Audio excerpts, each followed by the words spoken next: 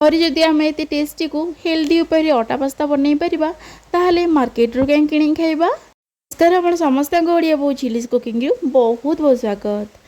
आज आम बनइबा अटा पास्ता से पुणी घरे बहुत हेल्दी को टेस्टी रहिबो आ खूब कम समय सहज उपाय। तेज संपूर्ण देखंतु वीडियोटी जमा स्किप करेंगे। ये देखो पास्ता बनने लगी ये फास्ट मोटे मिक्सिंग बॉल लेंची आउ ऐड करवा अटा आम अटारे ही बनइबा। तो ये मुझे गोटे कप अटा नहीं आपण मैंने ये गिना कि ग्लास सेट करेंगे जो सब जिन मापिकी नवा। अटा ये आम गोटे कप नहीं स्वाद अनुसार लुण ऐड करवा आउ एबे कौन करवा ना पानी नवा। तो ये मुझे जो मेजरिंग कप रे गोटे कप अटा नहीं से मेजरिंग कप रे गोटे कप पानी नहीं पानीटा आम अल्प ऐड करवा फास्ट माने बेसी ऐड करते पानी हो ना अल्प ऐड करके आटाटा को चकट नवा। तो ये मन रखिए प्रथम रू माने 3 ରୁ 4 ଚାମଚ पानी देके अटा चकटिबे। ये देखो माने बहुत कम पानी देके अटा चकटी पूरा माने हार्ड चकटा माने अटा चकटा जमी रुटी पे हुए सेमती नुहे। तो ये देखो माने चकटाटा आपण मैंने देखी जापे केते हार्ड चकटा है पानीटा ये आपण मानक देखा केती पानी सरी। तो ये देखो ये मात्र बोधे 5 ରୁ 4-5 ଚାମଚ खंडे पानी बोधे लगी मैंने बहुत कम पानी मुझे चकड़ी आ बहुत हार्ड चकटा यहाँ अच्छी भल कि चकड़ी सारापर ये गोटे कपड़ा को पूरा धोईकी भल कि चुपुड़ देती टिके जस्ट ओदा ओदा अच्छे कवर करके 5 मिनट रेस्ट को छाड़देवा। पटे देखूँ ये कपड़ाटा फास्ट काढ़ी नहीं ये को आउ टिके चकट नहीं एबे आम कौन करवा ना से चकटारू गुला माने अटा गुला टाइप गुला गुड़ी बाहर कर नवा। तो यहाँ फास्ट मुझे 3टा बड़ साइज गुला कर देती एबे कौन करवा ये मोटे चॉपिंग बोर्ड नहीं बेलन पटा नहीं पारे ये से जो गोटे गुला नहीं ना ये लंबा पूरा एमती हाथ में पूरा लंबा लंबा कर गोटे पूरा सरू लंबाटे पूरा गोटे सरू साप भाया पूरा लंबाटे पूरा बनईदेवा। चेष्टा करेंगे पूरा सरू बनया बेसी मोटा यहाँ रखिए। तो देखो ये पूरा गोटे सरू लंबा सापड़ भाया बनई देती एबे आमे छुरी रे कौन करवा ना छोट छोट पीस करके एमती काटी नवा। देखो ये बंधु आज टेस्टी को हेल्दी रेसिपी आपण मानक जदि भल लगे वीडियो को टिके लाइक करने आपण फ्रेंड और रिलेटिव को शेयर करने आउ जदि चैनल नुआ अच्छा प्रथम कर देखुं ना तेज सब्सक्राइब करियो जमा भूलें। तेबे कौन हम ना मुझे जहाँ जहाँ नुआ नुआ वीडियो छाड़ी आपण सब देखिपारे। तो ये देखो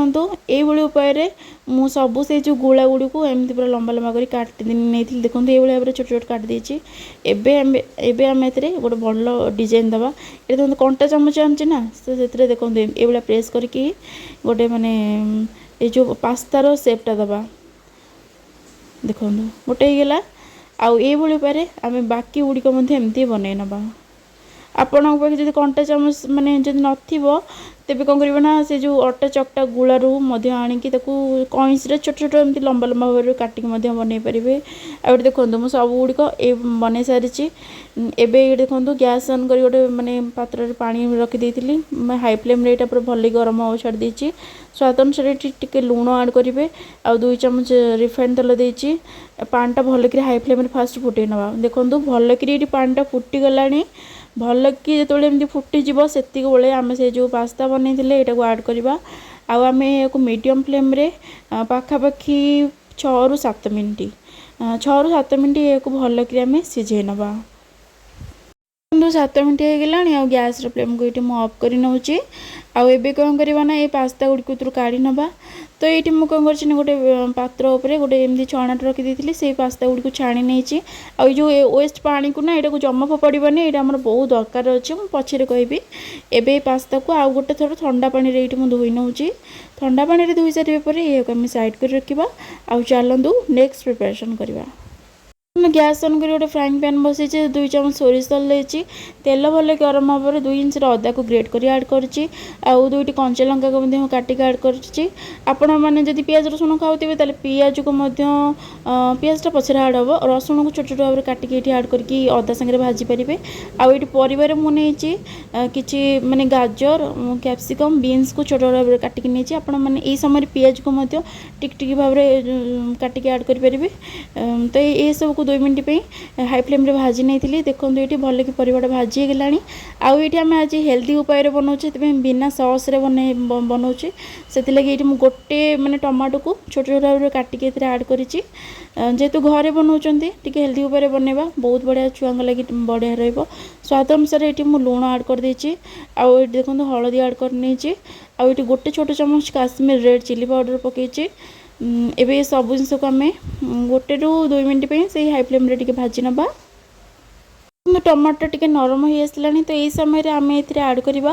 गोटे पैकेट ये मैगी मैजिक मसला नहीं